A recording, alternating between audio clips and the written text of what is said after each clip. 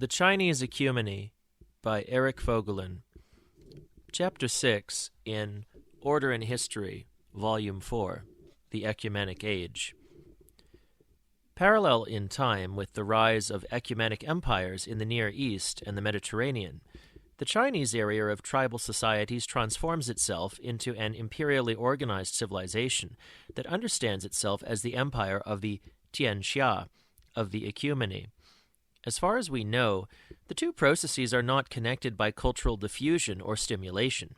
Apparently, there are two ecumenes. A plurality of ecumenes presents formidable problems to a philosophy of history. As a first step toward disentangling them, it will be appropriate to ascertain the various meanings of the Western symbol oikumene in order to determine in what sense they apply to the Far Eastern phenomenon. In the Western course of the Ecumenic Age, the word oikumene changes its meaning. The oikumene okeanos symbolism of the Homeric period still expresses man's experience of his foothold on the land that rises from the waters and of the horizon at which the habitat of the mortals borders on the mystery of the gods. The compact experience, however, disintegrates under the impact of the imperial drives, of expanding geographical knowledge, and of exploratory passions. As a consequence, the cosmological oikumene suffers the literalist deformation into the oikumene that is a potential object of imperial conquest. If the term is used in the literalist sense, the ecumene can exist only in the singular. The language of a Chinese ecumene, with its implication of ecumenes in the plural, would be contradictory. If, however, the term is used in its cosmological sense, there may exist an indefinite number of societies in which the experience of a fundamental structure in reality will be equivalently symbolized. In the earlier discussion of the Greek symbolism, in fact, I had occasion to refer to its equivalence in the context of the Sumerian and Egyptian cosmological empires. It would appear obvious, therefore, that the term will have to be used in its earlier cosmological sense when now we have to analyze the equivalent Chinese experience and its symbolization through the tianxia, the all under heaven. Unfortunately, however, the matter is more complicated. It cannot be reduced to a simple choice between alternatives, because the two meanings are not truly alternative. They are intimately joined to each other as expressions of two phases in the one historical process, in which the consciousness of reality differentiates from the truth of the cosmos to the truth of existence. In the cosmological experience, man's habitat on earth has a horizon, and beyond the horizon there lies the mystery of death and the gods. This fundamental experience of man's existence within the horizon of mystery is expressed by the integral symbolism of oikumene okeanos. When the primary experience of existence in the cosmos disintegrates through the concupiscential unrest of conquest and exploration, the result is not an equivalent, differentiated experience of the same structure in reality, but a fragmentation of reality corresponding to the deformation of existence through the concupiscential drive. The knowledge of the geographical horizon, it is true, has expanded, and the concupiscential drive has been discovered as the motive force of the expansion. The consciousness of reality thus has advanced beyond its former state, so that a return to the limited horizon would mean the deliberate adoption of a quietist attitude, a possibility that we find realized, in the Chinese case, in exemplary form by the Tao Te Ching. Still, the structure of reality has been fragmented, for the abolition of the mythical horizon has destroyed the divine mystery that lies beyond it. The oikumene that has become a territory, conquerable together with its population, is no longer the habitat of man surrounded by the mystery, but an unmysterious geographical expanse whose conquerors soon enough discover that their conquest requires a new horizon of mystery, if it is to be a habitat of man on earth. The literalist ecumene of the pragmatic conquest is transitory because it conflicts with the structure of existence. Man no more exists in a literalist ecumene than today he exists in a physical universe. Forced by the structural necessity of reality, the imperial conquest is in search of the divine horizon that no longer can be symbolized cosmologically. Hence, As a unit of meaning, the ecumenic age can come to its internal conclusion only by regaining the horizon of mystery on the level of differentiation set by the new truth of existence. Only when the concupiscential associates with a spiritual exodus, when the empire associates with a spiritual movement, has the structure of existence been equivalently restored to the integrity it had in the Ecumene Okeanos experience. The two meanings of the term ecumene, thus, represent two phases in a historical process that extends from the disintegration of the Ecumene Okeanos symbolism through the differentiation of both the concupiscential and the spiritual exodus to an equivalent restructuring of existential order in the light of the new truth. If, however, this superior unit of meaning, which cuts across ethnic cultures, subcultures, civilizations, empires, migrations, deportations, and such phenomena as the Hellenic and Jewish diaspora, is brought into focus as the issue, we are faced with the fact that the process analyzed in the preceding chapters as the ecumenic age is paralleled in China by an equivalent process. The problem is not the plurality of societies in which the ecumenic symbolism appears, Sumerian, Egyptian, Persian, Greek, Roman, Chinese, but the plurality of ecumenic ages. Inevitably, certain questions will impose themselves. Are there two mankinds who independently go through the same process? If not, what justifies the language of the one mankind, in whose history both the Western and the Eastern ecumenic ages occur? Assuming that the term Western can legitimately be used for a unit of meaning that comprises the societies of the ancient Near East. And how is the unit of meaning to be characterized in which the parallel ecumenic ages occur, supposing that such a unit can be found at all? The questions are rather complicated, and certainly the larger issue of one or two mankinds cannot be analyzed before the facts concerning the Chinese tianxia are established. Hence, I shall subdivide the discussion of the problem. The present chapter, The Chinese Ecumene, will deal with the self-interpretation of the imperial society that grew in the Far Eastern area from the earlier tribal societies as the organization of the tianxia. The following chapter, Universal Humanity, then will deal with the philosophical problems that arise from this growth of a second ecumene. Section 1. The Historiographic Form. Chinese culture is distinguished by the development of a magnificent historiography. Its first great work, setting the type for the successors, is the Shi of Sima Qian, 145 to 86 BC, which unfolds the course of Chinese history from its mythical beginnings down to the writer's own time. From these sources emerges the picture of early Chinese history that has remained authoritative in the West from the 18th century, when the first translations were published, well into the 20th century. Today, however, its authority is shaken. Through the application of critical methods to early literary sources, most of them already at the disposition of Sima Qian, as well as through the wealth of recent archaeological data, modern scholarship has produced a picture of early China considerably more articulate than the one to be found in the Shi. Hence, Western scholars speak today, somewhat condescendingly, of a traditional history of China, opposing it to the picture that emerges from their own efforts. And the improvement of critical over traditional history is impressive enough not only to give substance to the opposition, but even to make it necessary. Nevertheless, the distinction is misleading as it tacitly imputes to Sima Qian the purposes of a modern pragmatic historian, with the implication that the moderns are successful where the ancient historian failed because neither his method nor his critical conscience were too well developed. For Sima Qian was not altogether a pragmatic historian, although it definitely was among his purposes to present a reliable record of events by selecting and transmitting to posterity the best sources available. The pragmatic part of his work is preceded by a historiogenetic account of the legends that traces the history of the Ecumene back to its divine cosmic origins. The mytho-speculative part is not as elaborate as that of the Sumerian king list, or as majestically profound as that of the Israelite Genesis. The mood in which the legends are reported rather resembles the pious skepticism of a Livy in his report of the legends surrounding the foundation of Rome.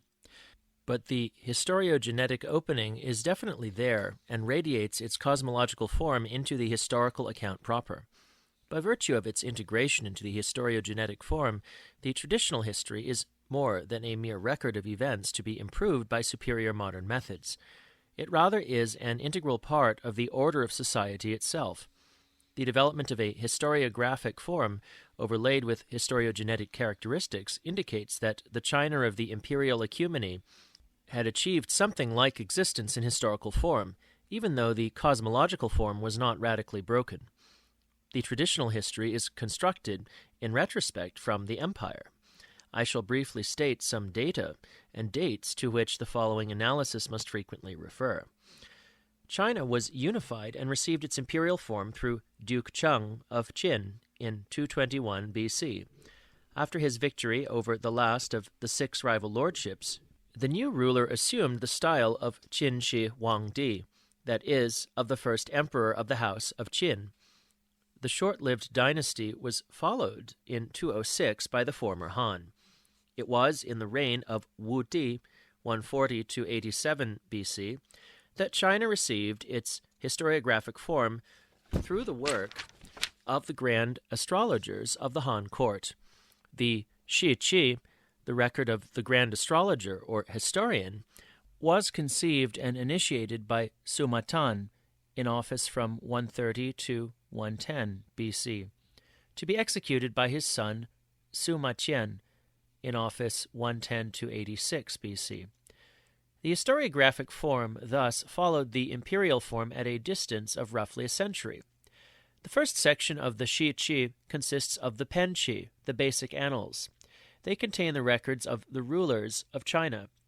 Working backward from the historian's time, the Han dynasty is preceded by the Qin by the San Wang, the 3 dynasties, the San Wang by the Wu Di, the 5 emperors. The 3 dynasties are the Xia, 1989 to 1558, the Shang, or Yin, 1557 to 1050, and the Zhou, 1049 to 256, all dates BC. The first principle of construction becomes apparent if we consider that the history of China gains in age the later the historian writes. The Shu Qing, a collection of early documents which existed by the time of Confucius, 551 to 479 BC, speaks only of the 2 emperors Yao and Shun as preceding the 3 dynasties. The Confucian schools of the 4th and 3rd centuries BC, then, elaborated a pattern of 5 emperors to correspond to the 5 influences of wood, fire, earth, metal, and water. As a result of their labor, we find in the Xinji the 5 emperors Huangdi, Chuanshu, Kaoxin, Yao, and Shun. Later historians finally let the Wu Di be preceded by the San Huang, the 3 august ones, a group which for the first time appears in the former Han, 206 BC to 9 AD. They are, according to varying lists, Fuxi, Shennong, Nukua, or Fuxi, Shennong, Huangdi. The chronology for the Wu Di is carried well up into the 3rd millennium BC. The motive for extending history into remote ages becomes tangible in the second principle of traditional history, i.e., in the construction of genealogies for the later ruling houses. The founders of the 3 dynasties are descendants of the ministers of Shun, the last and wisest of the Wu Di. The founder of the Xia dynasty was Yu, the minister of public works under Shun. The founder of the Shang dynasty, Tang, descended from Xie, the controller of the people. Wen and Wu, the founders of the Zhou dynasty, from Ji, the minister of agriculture. The 3 ministers of Shun, in their turn, descended from Huangdi in the 5th generation, that is, in the generation in which new genealogies begin. They furthermore were authentic sons of heaven, inasmuch as they had virgin mothers who conceived them miraculously, so that the 3 dynasties ultimately descended from heaven itself. The third principle is the construction of history in terms of the de, usually translated as virtue or power. The de is the sacral substance of order which can be accumulated in a family through the merits of distinguished ancestors. When the charge has reached a certain intensity, the family is fit to exert the functions of a ruler over society. The de of a ruling family will be exhausted in the end, though in the course of a dynasty recoveries through various rulers are possible before the final relapse. Hence, the great incisions of history are marked by the exhaustion of a family's de, culminating in the replacement of the ruling house by a family whose de, at the time, has achieved a charge of sufficient strength. This is the pattern that followed in the construction of the history of the three dynasties. In the case of the Zhou dynasty, 1049 to 256, the pattern is disturbed inasmuch as a new family with sufficient de did not appear when the de of the dynasty was visibly exhausted. The peculiar structure of the Zhou period, therefore, required additional categories for its description. The first symptoms of exhaustion became noticeable under King Li. He was forced to resign in 841. The following interregnum by two ministers, until King Li's death in 828, is called the Kung Ho. The final exhaustion became tangible in 771, when the homeland of the Zhou in the west was overrun by barbarians, so that the capital had to be moved to Luoyang in the east. The eastern Zhou, though without effective power, survived until 256. The power history during the eastern Zhou is subdivided into the period of the hegemons, or leaders, 770 to 479, and the period of the Zhangguo, the warring states, 479 to 221, which ended with the unification of China by the Qin. In the period of the leaders, Po, the institution of a protector of the kingdom developed, comparable to the Japanese shogunate in the situation of a similar eclipse of the imperial house. During the Zhangguo, the rivalries among the rulers of the several great powers became openly a struggle for supremacy over the whole of Chinese society, culminating in the victory of the Duke of Qin. The disintegration of the Old Kingdom can be gauged by the fact that in the course of the 4th century, the major states assumed the title of Wang, Qin, in 325. A foretaste of things to come was the Treaty of 288, whereby the Qin and Qi, the Western and the Eastern great powers, accorded one another the title of Di, Emperor, for their respective spheres of influence. At the time, however, the two emperors of the Occident and Orient had to abandon their style in the face of the indignation they aroused among the lesser kings. The principal dates of traditional history can be arranged as follows. San Huang, no dates. Wu Di, no dates for the first 3 Di. Yao, 2145 to 2043 BC. Shun, 2042 to 1990. Xia Dynasty, 1989 to 1558. Yin, Shang Dynasty, 1557 to 1050. Zhou Dynasty, 1049 to 256. Western Zhou, 1049 to 771. Eastern Zhou, 770 to 256. Gong Ho, Interregnum, 841 to 822. Period of the Hegemons, 770 to 479. Chunju, 722 to 481. Confucius, 551 to 479. Zhangguo, the Warring States, 479 to 221. Assumption of the Wang title by Qin, 325. Assumption of the Di title by Qin and Qi, 288. Foundation of the Empire by Qin Shi Huangdi, 221. Since traditional history is a genealogical construction, with the purpose of pressing the pragmatic events into the pattern of accumulation and exhaustion of the de by the ruling families, questions must be raised with regard to the reliability of both its content and chronology. With regard to content and the actual beginnings of Chinese history, the pendulum of credence given in the West has swung in a wide arc. Hegel accepted the tradition at its face value. He let the history of China begin about 3000 BC, though he cautioned the reader that the Chinese distinguished not too carefully between legend and history. At the turn of the century, at the high tide of positivism, when tradition was treated with skepticism, a critical history founded on reliable sources was assumed to begin only with the spring and autumn annals, the Chunju, which covered the period from 722 to 481 BC. At this time of skepticism, however, began the archaeological discoveries. When the oracle bones of the Yin dynasty, found in Honan province around 1900, were deciphered, the inscriptions rendered a king list which confirmed the traditional list. The effect of the discovery expressed itself in the compromise struck by Maspero in his Chine Antique of 1927. He was willing to accept as well attested both the Yin and Zhou dynasties, but denied historical value to anything which the Chinese historians tell us about the origins of the empire, the first emperors, and the first dynasties. By a coincidence, in the year 1927, excavations began at the site of Anyang, the last capital of the Yin dynasty. The rich finds of architecture, plastic art, and artifacts proved of such a nature that it is necessary to presuppose a long period, at least several centuries, of development. No evidence of the immediate precursors of the Shang culture as revealed at Anyang has, however, as yet been found. It seems clear that the Shang, who dominated a loose tribute-collecting state, moved from another capital to the Anyang site around the middle of the 2nd millennium BC, and brought their writing, their religion, their arts, and all the diverse elements of their culture with them. The excavations have given splendid reality to a period of Chinese culture of which, a generation earlier, the very existence had been doubted. And if the foundation of Anyang must indeed be dated at the middle of the 2nd millennium BC, and if centuries of development have preceded the maturity of its character, we are getting substantially nearer to the age claimed by tradition for Chinese civilization. Moreover, the excavations of Anyang have chastened the skeptics.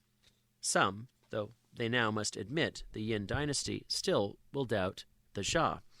But on the whole, the climate has become favorable to admitting as historical the Xia dynasty as well, and even to assuming some reality behind the legends of the mythical emperors.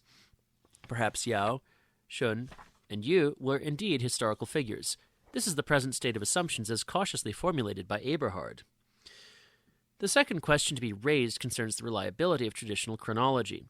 Sima Qian himself considers 841, i.e. the beginning of the Gong Ho, the first certain date. With more caution, one would have to say that no dates are certain before the imperial annals, that is, before 221. For the time between 722 and 221 BC, we possess only the relative chronology of such annals of the single Guo as are extant, and from their comparison only approximate dates can be constructed. Upward of 722, the dates become ever more uncertain the farther back we go. A vast shadow, however, is cast over the whole of traditional chronology by the penchant of Chinese thinkers to fit their history into periods of approximately 500 years. The implications and motives will become apparent from a passage of Mencius. From Yao and Shun to Tang were over 500 years. From Tang to King Wen were over 500 years. From King Wen to Master Kung were over 500 years. From Master Kung to this day are a little over 100 years. So near are we still to the time of the sage, and so close to the place where he lived. And yet we should owe nothing to him? Really, nothing to him? The 500-year period is considered a cycle of order, with each of the three dynasties representing such a cycle. Even the Zhou dynasty has run its course. The epoch is marked by the appearance of Confucius, though the Zhou still reigned, if they did not rule. Within the cycle, the pattern of exhaustion of the De, with its rally and relapse, prevails. Only 100 years of the cycle that begins with Confucius have passed, and his substance seems to be spent. What shall one do in such a time of disorder? With this question, there emerges the function of the cycle as a means of orientation for the thinker. He estimates the historical situation by relating it to the cycle and finds his own role by placing himself in the schema of rally and relapse. A second passage from Mencius will illuminate the role of the thinker. Mencius is discontented on leaving the state of Qi, and his disciple Chung Yu reminds him that formerly he had said, "The gentleman neither murmurs against heaven, nor is he angry with men." The master sets him right. That was then. Today is different. Every 500 years there must be a king, Wang, and in between there must at least be men who create order within their generation. Since the Zhou, more than 700 years have passed, hence the number has been exceeded already. If we examine the situation of the time, the possibility is there. But heaven does not yet want the Ecumene pacified and ordered. If it wanted the Ecumene pacified and ordered in the present generation, who is there but myself? How should I not be discontented? The burden of reordering the Ecumene that formerly was incumbent on the king is now incumbent on the sage, and the burden does not make Mencius happy. Moreover, the consciousness of the duty incumbent on him had apparently to mature. Formerly he was satisfied to act as a gentleman, who does not grumble against God or man when times are bad. But that was then. Today, though reluctantly, he is ready to accept his fate as the sage in the course of the cycle. The problems of Mencius reappear with Sima Qian. In his autobiography at the end of the Qi 130, he tells the following story. My father used to say to me, 500 years after the Duke of Zhou died, Confucius appeared. It has now been 500 years since the death of Confucius. There must be someone who can succeed to the enlightened generations, who can set right the transmission of the Book of Changes, continue the spring and autumn annals, and search into the world of the odes and documents, the rites and music. Was this not his ambition? Was this not his ambition? How can I, his son, dare to neglect his will? The historiographic work of Sima Tan and his son thus is consciously an attempt at restoring the order of Chinese society after the 500-year cycle beginning with Confucius had run its course. Footnote: the 500-year cycle has an interesting later development in Japanese history. When the Buddhist Confucian political culture of the Tang dynasty was introduced in Japan, in the time of Prince Shotoku, the admonitions of the so-called Kempo Constitution of 604 AD contained in Article 14 the advice to the officials not to be envious of talented men, as they are rare enough. Though you may encounter an intelligent man every 500 years, you will find a real sage hardly in 1,000 years.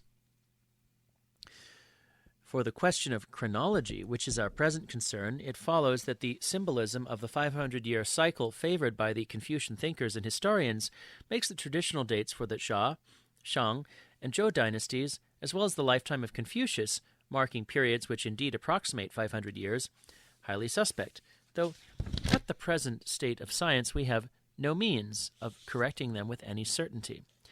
At the most, one can say that the disintegration of the Zhou power, which beyond a doubt sets in with 771, assuming this date to be approximately correct, must have been preceded by a period long enough to allow for its establishment by conquest, its stabilization and gradual decline, bringing us up to the traditionally assumed middle of the 11th century BC for the Zhou conquest. But if the Shang culture of Anyang, counting backward from this date by the king list, was flourishing so splendidly in the middle of the second millennium that several centuries must be assumed for its development, the beginnings of the Shang dynasty would have to be placed substantially earlier than the traditional 1557 BC.